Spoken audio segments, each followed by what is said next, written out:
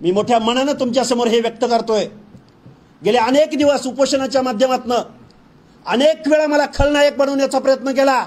मी म्हणतोय काय तर महाराष्ट्रातल्या 450 जाती आहेत, काही जाती तर दुर्बिणीनं शोधाव्या लागतात। त्या माणसांच्या हक्क आणि अधिकाराचं करायचं काय? हे बघा, आरक्षण रिव्ह्यू करायला कधी अधिकार पोचतो? ज्यावेळी तुमचा इम्पेरिकल डेटा महाराष्ट्राचा मुख्यमंत्री म्हणून, महाराष्ट्राचं उत्तरदायी सरकार म्हणून सरकारच्या टेबलवरती तशी इन्फॉर्मेशन असायला हवी ना। सुप्रीम कोर्टाचं महाराष्ट्राच्या प्लॅटफॉर्मवरती सुप्रीम कोर्टाचं जजमेंट आलं इम्पेरिकल डेटा कलेक्ट करण्यासंदर्भातलं। त्याच महाराष्ट्रामध्ये इम्पेरिकल डेटा कलेक्ट होत नाही, पण बिहारमध्ये इम्पेरिकल डेटा कलेक्ट होतो, तमिळनाडूमध्ये इम्पेरिकल डेटा कलेक्ट होतो, उत्तराखंडमध्ये इम्पेरिकल डेटा कलेक्ट होतो, तेलंगणामध्ये तसं एक्झर्शन सुरू आहे। पण फुले शाहू आंबेडकरांचं नाव घेणारा महाराष्ट्र मात्र महाराष्ट्रामधल्या प्रकरणांसंदर्भात हे जजमेंट येऊन सुद्धा आजपर्यंत इम्पेरिकल डेटा कलेक्ट करण्याच्या दृष्टिकोनातून, सोशो इकॉनॉमिकल स्टडी करण्याच्या दृष्टिकोनातून एकही पाऊल उचलायला तयार नाही। इथंच ओबीसीच्या बाजूनं कोणीही नाही अशा निष्कर्षापर्यंत मी पोहोचलोय।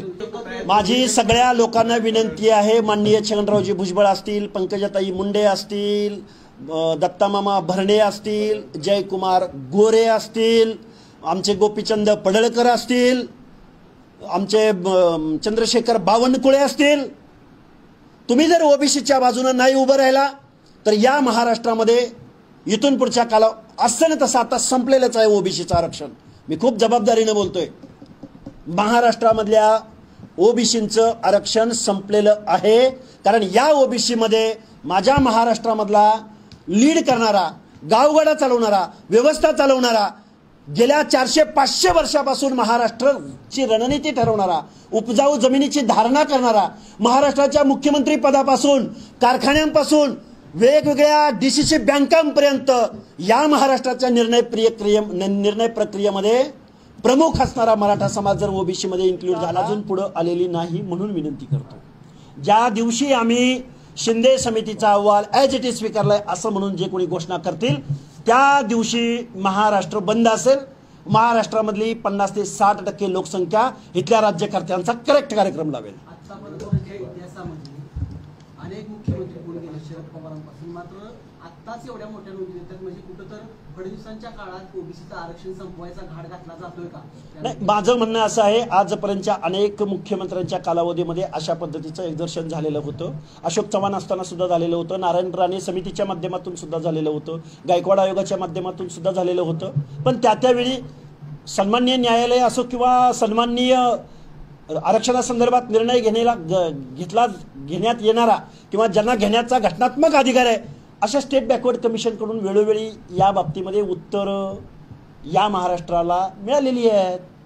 त्यामुळे हेच मुख्यमंत्री असं नाही म्हणता येणार, याच्या अगोदरच्या अनेक मुख्यमंत्र्यांनी तसे प्रयत्न केलेले आहेत। एवढ्या प्रमाणात हे जर ॲज इट इज स्वीकारलं तर मग मात्र घटनाबाह्य हे आरक्षणामधली घुसखोरी आहे, ओबीसी आरक्षण संपवण्याचा घाट आहे, ओबीसी आरक्षणाची घटनात्मक चौकट ब्रेक करण्याचा प्रयत्न या महाराष्ट्राच्या मुख्यमंत्र्यांकडून, मंत्रिमंडळाकडून आणि लोकनियुक्त सरकारकडून होतोय असा मी डायरेक्ट आरोप ॲज इट इज जर शिंदे समितीचा अहवाल स्वीकारला तर मी या मुख्यमंत्र्यावर करत आहे।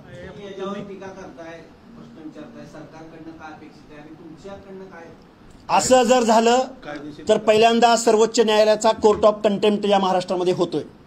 सर्वोच्च न्यायालयानं 500-600 पानाचं जजमेंट दिलेलं आहे।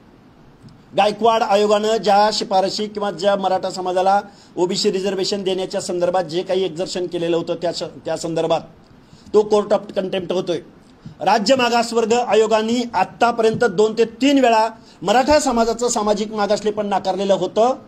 त्या घटनात्मक आयोगाच्या निर्णयाचं उल्लंघन होतंय। जो कॉन्स्टिट्यूशनल आयोग आहे, ज्यांना एखाद्या कम्युनिटीला एखाद्या रिझर्वेशन मध्ये इन्क्लूड अथवा एक्सक्लूड करायचा अधिकार आहे, घटनात्मक अधिकार आहे, त्यांच्या मताशिवाय आणि त्यांच्या अभ्यासाशिवाय कुणालाही इन्क्लूड होता येत नाही। त्या आयोगाचं करायचं काय? त्या आयोगाचं महत्व काय? का तो आयोग तुम्ही मानत नाही आहात? सुप्रीम कोर्टाचं जजमेंट तुम्ही मानत नाही आहेत का? राजकारणाच्या जोरावरती, मतपेटीच्या जोरावरती, झुंडशाहीच्या जोरावरती तुम्ही ओबीसीचं आरक्षण संपवणार आहात। सरकार झुकलंय जरांगे पुढे. जरांगे समोर झुकलंय का काही आम्हाला काही माहिती नाही, पण अशा पद्धतीने जर लाखो सर्टिफिकेट जर महाराष्ट्रात इश्यू केले जात असतील तर ओबीसीचं आरक्षण संपलेलं असेल. आज रोजी मी एक आंदोलक म्हणून, एक कार्यकर्ता म्हणून मी हतबल आहे